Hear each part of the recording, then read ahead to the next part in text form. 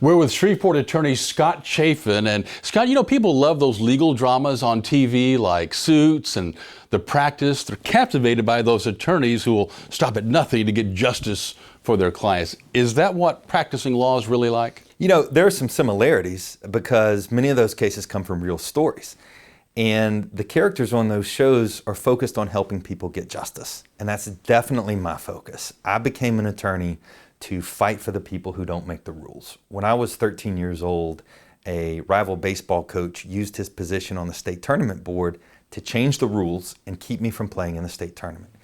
It infuriated me. And I swore back then that I would always fight for the people who don't make the rules. And that's what I do.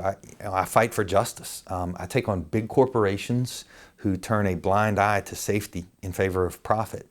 And those corporations have armies of attorneys and deep pockets that makes it tough to take them on. But my team and I are dedicated and we're focused, and that's what helps us win. Give us an example of one of those cases. Sure. I remember one case in particular. My phone rang at 8 a.m. on a Saturday morning. It was an oil field worker who wanted to meet and talk about a well explosion that had burned he and his friend. His friend was still in the hospital. We met for half the morning. He explained what happened, and I'll never forget, at the end he said, "Mr. Scott, they're saying it was my fault, but I didn't do anything wrong. I did what I was told." I told him that I believed him, and I told him that I would help him. And that's the start of a huge task for you.